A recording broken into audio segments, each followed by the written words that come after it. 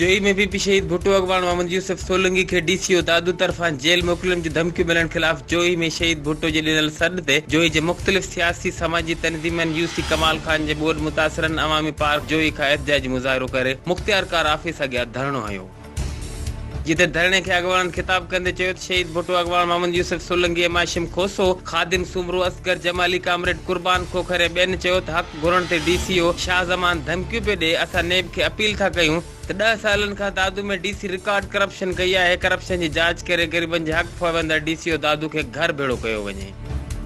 HRJDO news ते इन वक़्त ताईं बस एतिरो ई। वधीक ख़बरनि ऐं अपडेट्स लाइ ॾिसंदा रहो HRJDO न्यूज़।